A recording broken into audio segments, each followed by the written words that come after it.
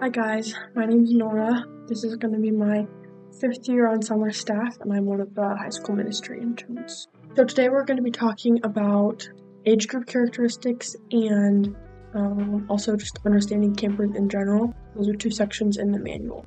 First off, please just read those sections as many times as you think you should. They have so many good little nuggets of wisdom that something different is probably going to pop out at you. So read it 1 time a day for a week or something like that. There's just so much good stuff in there that I don't have time to get into in just one video, so please do that. So for the first section, which is the understanding campers section, the most important thing to take away from that section is just that you need to be invested in your campers. Invested in getting to know them, in getting to know what they need, where they're coming from. That section gives you a lot of tips of how you can do that. It'll give you some questions you can ask your campers. Try to do that in a conversational manner, not in a threatening, I need to know your whole life story right now. Just a conversation to get to know those kids. It can help you guide yourself in what things are important to know about. It also has some diagnostic questions that can help you determine if your kids are saved or not. It's not 100% foolproof, so you still have to just be discerning throughout the rest of the week to try to know if your kids are saved, and a lot of times we really never know because it's just between them and the Lord, but it can give you a good foundation of what is the best thing to talk about that week, what are some goals you want maybe from your devos, maybe just from regular conversations with that camper. So again, that can give you a good idea of okay, here's where my campers are, here's what I can try to do to help them maybe get to that next level. Don't feel like you have to have them get to the next level the week you have them, no stress, but it can give you a good framework for that. There are categories campers can fall into. The 3 categories are church kids. They call it ignorant agnostics. That's kids who haven't gone to church, and then kids who are genuine Christians. But I just want to point out that you can have genuine Christians in either of those categories.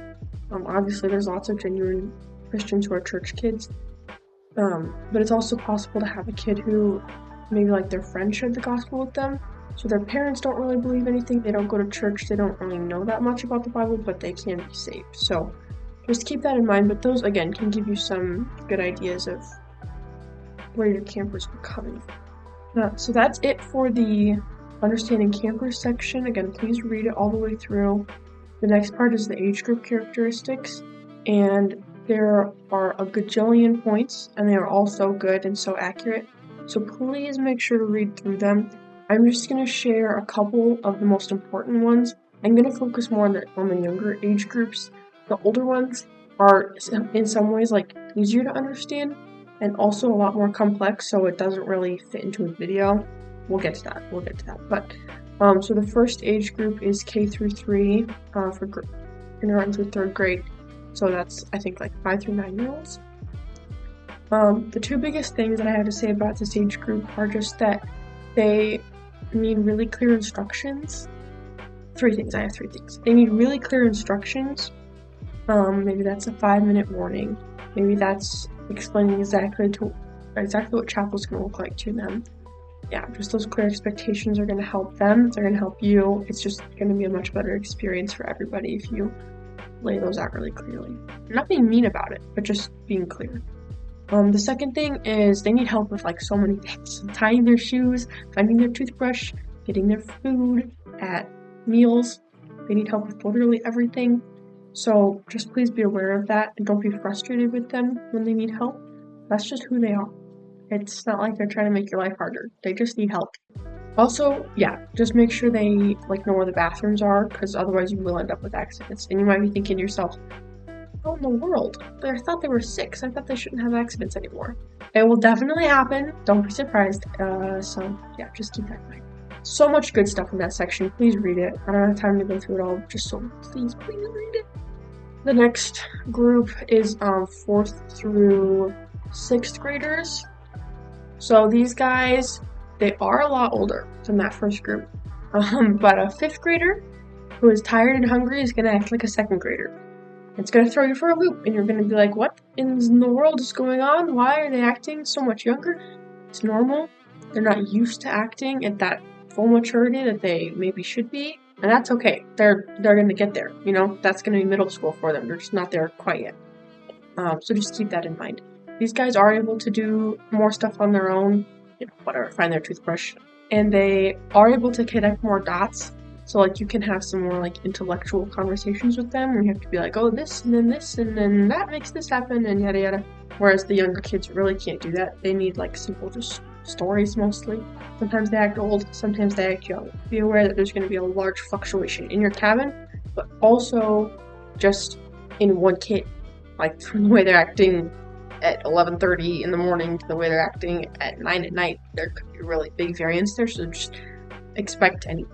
So 7th through 9th is the next age group outlined in the book. So kind of similar to the last group, the 4th through 6th graders, these guys able to function at a high level of maturity, but they're also not always there. So they're going to have some moments of really just great wisdom, great insight, and then they're going to have other moments when they're acting like a 4th grader and you're like, what are you doing? So please, again, just be prepared for that. These guys are going to be freaking out a little bit. Some of them really need friends. Some of them really don't want people around. Some of them are super lazy because they're tired.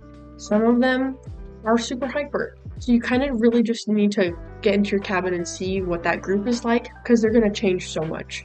So just being sensitive, being compassionate towards them is going to go a long way. Again, with high school, they're able to operate at an even higher level of typical maturity, but they're still going to have some, relapses, if that's what you want to call it. They're going to be thinking about bigger things, like what are they going to do with the rest of their life? Who are they going to marry? Where are they going to live? Things like that. So just be aware that the stressors can be really high at that age. So again, coming into them with lots of compassion is going to be really helpful. And you can have those more like intellectual conversations with this age group, but just be aware that sometimes they're still not ready to handle it. Hearing traumatic stories can be hard for lots of people, so still be discerning and understand that they're not completely there yet. So again, please read the book. It's so important. I have left out so many things. This is important because it helps you connect with your campers better. And when you connect with your campers, you are going to be able to share the gospel better with them, period. So you might be like, why do we care this much? Can't I just do my devos and move on? Well, you could, but these campers are going to remember what you say because you formed a good relationship with them. So these are just a lot of ways you can kind of understand them. It's a crash course in how to understand kids and teenagers. And the goal is that it will just help you connect with them better so that they can listen to the gospel better. So thanks, guys.